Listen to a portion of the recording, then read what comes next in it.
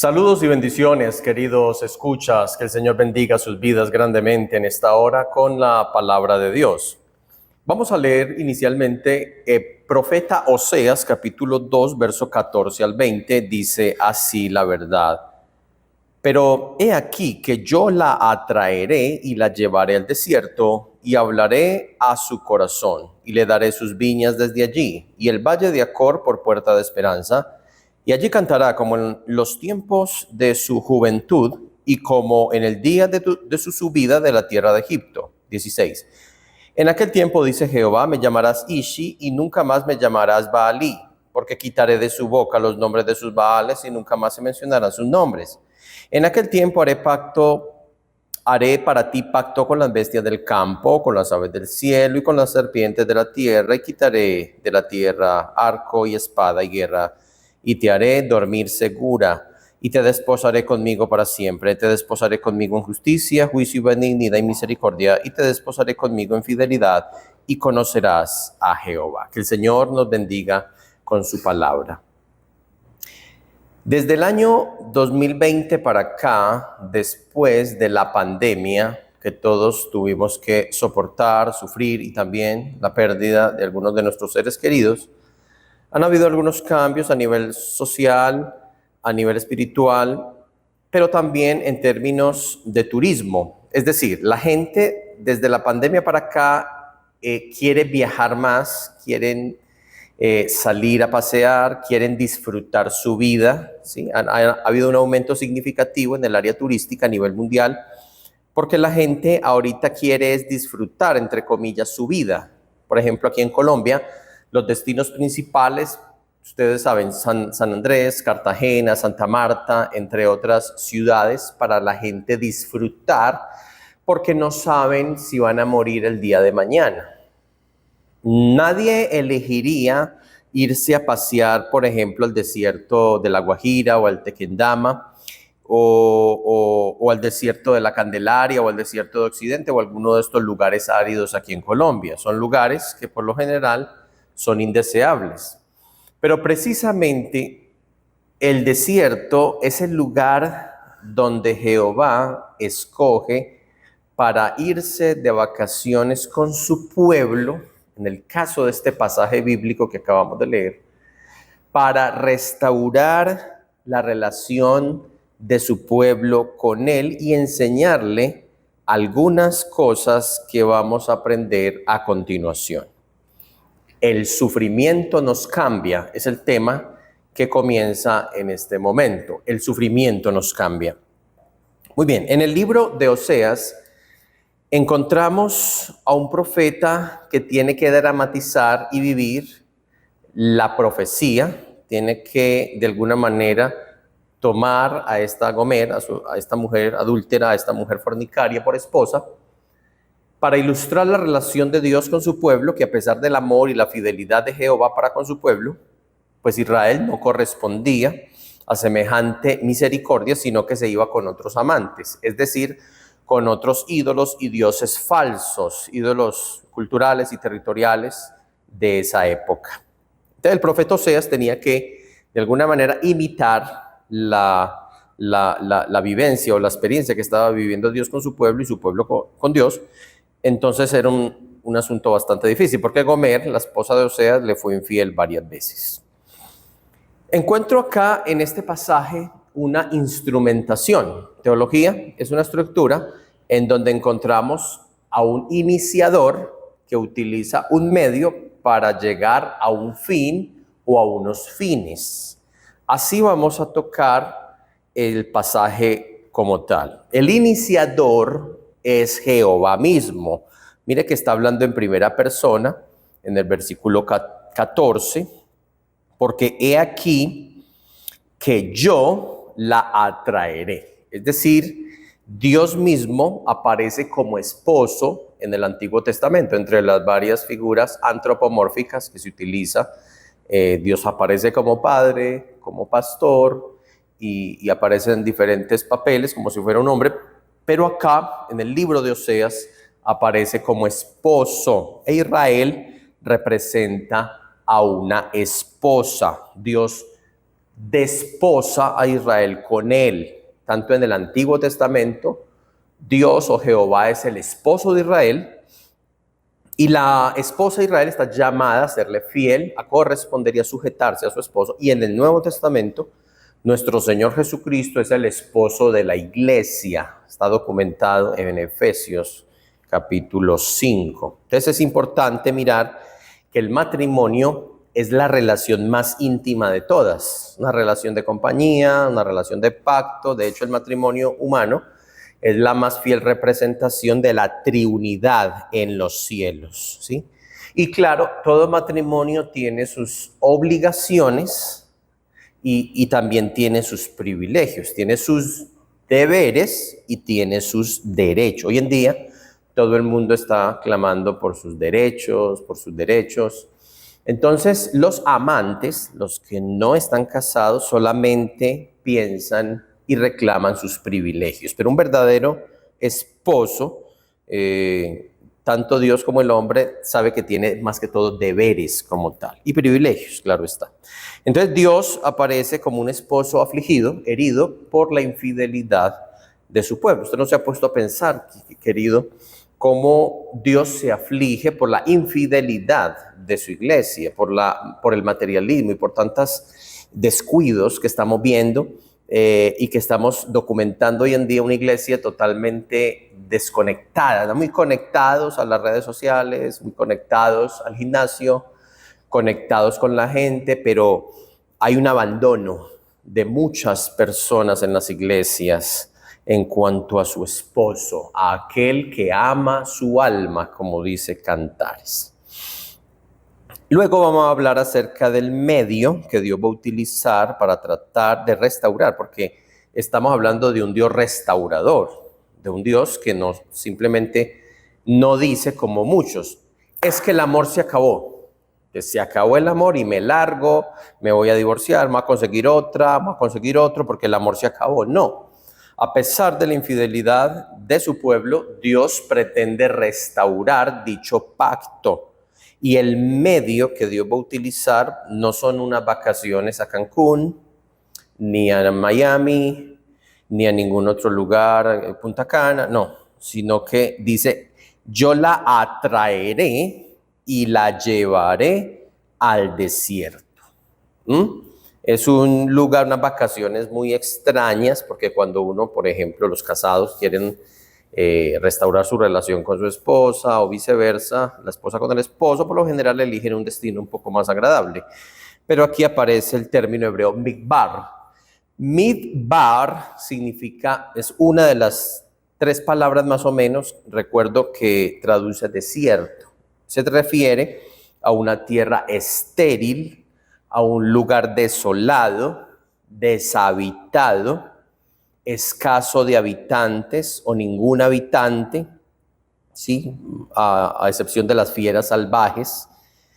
Es un lugar sin comida, sin agua, un lugar de oscuridad, un lugar donde por la noche hace mucho frío, en el día hace mucho calor, un lugar de inseguridad, tremendo.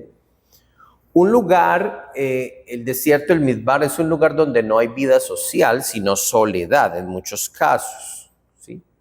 También, según el Nuevo Testamento, el desierto es un lugar de lucha contra Satanás. Jesús ayunó allí 40 días, 40 noches en el desierto, donde peleó contra el diablo.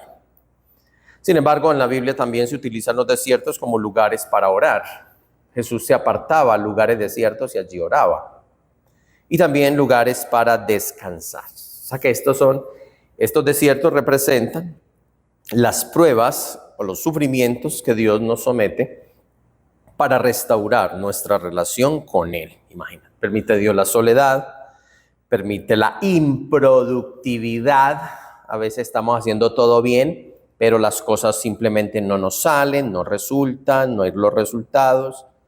Un lugar que por más que te esfuerces no hay progreso, un lugar de fieras, es decir, un lugar donde hay animales, entre comillas, o personas, entre comillas, o demonios, entre comillas, que quieren matarnos. Un lugar, digámoslo, de luchas, un lugar inestable, donde nos toca sí o sí orar y depender de Dios. Acuérdese que la nube que guiaba a Israel en los desiertos, se convertía por la noche en fuego para calentarlos y en el día era la nube para guiarlos, ¿sí? Entonces Dios invita a su pueblo, a su novia, a cada cristiano descuidado, infiel, carnal, lo invita, lo atrae y lo lleva sin su consentimiento al midbar, ¿sí? No para destruirlos, ojo, no para hacernos daño, sino para humillarnos, como dice Deuteronomio 8. Humillarnos en el buen sentido, para saber lo que hay en nuestro corazón, para que sepamos lo que hay en nuestro corazón, para restaurarnos espiritualmente a la larga. Desafortunadamente, así como Israel, muchos quedaron tendidos en el desierto por su pecado. Hay muchos creyentes que no pasan la prueba, no lo entienden, se llenan de ira, de furia, de sed, de hambre, no dependen de Dios, y allí quedan tendidos en el desierto. Pero Dios pretendía acá renovar los votos con su esposa. Algo bien extraño. Dios actúa, por eso dice Isaías 55 que los pensamientos de Dios no son como los nuestros, ni sus caminos son los nuestros. Así como está más alto el cielo que la tierra, así son más altos los pensamientos de Dios, nos superan. Entonces Dios sabe cómo restaurar. En tercer y último lugar vamos a mirar el propósito. El propósito, vamos a mirar 8 propósitos brevemente que Dios tenía con estas vacaciones al desierto en relación con su esposa, con este crucero por el desierto como tal. Aquí dice, versículo 14, primer propósito, y hablaré a su corazón, la parte C del verso 14. Lo primero es que Dios hablará al corazón de su pueblo amorosamente. Génesis 34, verso 3, Josué 19, 3, hablan de hombres que hablaron al corazón de una mujer para casarse con ella, para reconciliarse con ella. Cuando dice hablaré al corazón, son las palabras de un hombre enamorado, interesado en restaurar, en reconciliarse con su esposa, en este caso, ¿sí? Hablar a su corazón para que vuelva, como dice Jueces 19:3, este hombre va donde su suegro, su esposa o su concubina le es infiel, se van de su padre y a los 3 meses él va y la busca para hablarle a su corazón para que vuelva, para que se reconcilie, mire. Entonces, lo primero que Dios hace en el desierto es ministrarnos su palabra, la palabra de Dios, para que nos volvamos de nuestros pecados. La palabra de Dios contiene amor verdadero y contiene verdad. Amor y verdad. Hay personas que en el área del amor manejan muchas mentiras para llevarse a la cama a un candidato o a una candidata.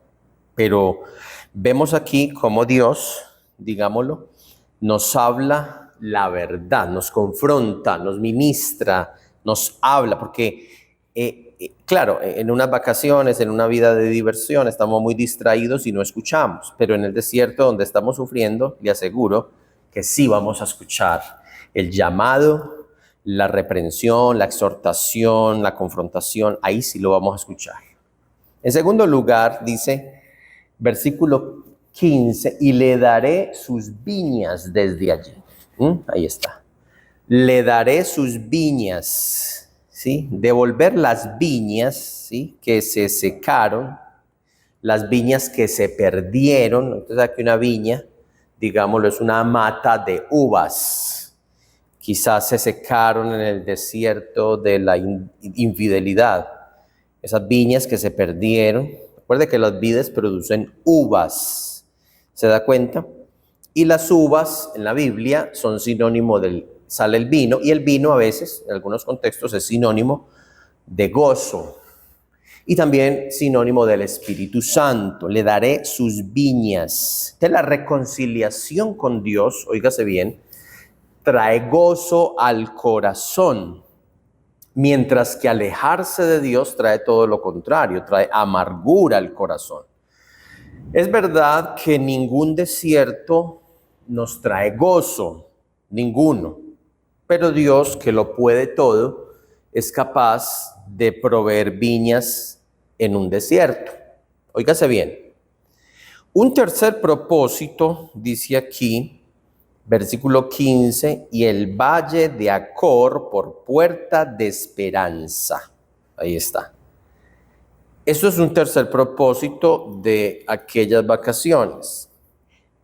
El valle de Acor sería cambiado. Acor, el término o el sustantivo Acor en hebreo significa dificultad. En otras palabras, el valle de la dificultad sería cambiado. Salmo 30, verso 11 dice, cambiaste mi lamento en danza, dice la palabra. Entonces Dios puede, digámoslo así, en el mismo lugar de luto, el lugar del desierto, allí mismo, Dios puede proveer esperanza. Por eso dice aquí, versículo 15, ve y cambiaré el valle de Acor por puerta de esperanza. Puerta de esperanza. Entonces, qué interesante es esto. Mire. Luego dice la palabra, un cuarto propósito, dice la palabra, y allí cantará como en los tiempos de su juventud y como en el día de su subida de la tierra de Egipto. Mire, allí cantará. Es decir, restauración. Óigase bien, la restauración del primer amor. Por eso dice, como en los tiempos de su juventud. Uno de los propósitos de Dios con nuestras pruebas es volvernos afectuosos con Dios, es volvernos al primer amor con Él, volvernos obedientes a nuestro Dios. Acuérdense que el amor y el afecto más importante de todos es el amor y el afecto hacia nuestro Creador. Un quinto propósito, dice el verso 16, en aquel tiempo, dice Jehová, me llamarás Ishi y nunca más me llamarás Baalí. Es decir, el propósito de conocer mejor a Dios. Ishi significa esposo, significa mi marido. En cambio, Baalí significa, habla de un amo esclavizador. Entonces, Ishi y no Baalí es un mejor conocimiento. Ishi significa amor mío y Baalí significa amo mío, ¿sí? Es decir, alguien, un gobernante hechicero que manipula una mejor relación, una mejor revelación de quién es Dios. Un sexto propósito, versículo 17, porque quitaré de su boca los nombres de los Baales y nunca más se mencionarán sus nombres. Habrá una erradicación de los ídolos de nuestro corazón, porque no es posible servir a dos señores. Y efectivamente Dios cumpliría esa palabra, porque en el Nuevo Testamento nunca más vendría ni Baal, ni Astoret, ni ningún otro de los ídolos, pero vendrían otros ídolos llamados la avaricia y el materialismo. Un séptimo, voy terminando, dice el versículo 18, en aquel tiempo haré para ti pacto con las bestias del campo, con las aves del cielo y con las serpientes de la tierra. Quitaré de la tierra el arco, la espada y la guerra y te haré dormir segura. Mire. Habrá, digámoslo, una erradicación de los enemigos de Israel, ¿sí? Es decir, ya no les harán más daño, habrá paz interior para Israel. Y un último propósito, dice el versículo 19, y te desposaré conmigo para siempre, te desposaré conmigo en justicia, juicio, benignidad y misericordia, y te desposaré conmigo en fidelidad y conocerás a Jehová. Aquí aparece una especie de renovación de los votos, triple, 3 veces aparece como Dios, como quien dice una boda normal, una boda de plata y una boda de oro. Habrá una eterna relación misericordiosa y benigna. Estos son, digámoslo, los propósitos por los cuales a veces sufrimos, por los cuales debemos someternos al trato de Dios. Él sabe lo que hace. Confiemos en Él, que el Señor sabe lo que hace. Si le somos obedientes, nos vamos a ahorrar muchos sufrimientos y muchos problemas en la vida. Que el Señor les bendiga. Padre, gracias por esta palabra que me permites compartir. Te ruego, Señor, que toque los corazones y que bendiga, Señor, a todos los internautas, sus familias, y que este mensaje sea compartido con miles de personas para edificación y para que nos volvamos a ti y nos enamoremos de ti como esposa que somos, Señor, la iglesia. En el nombre de Jesús. Amén. Que el Señor les bendiga y hasta pronto.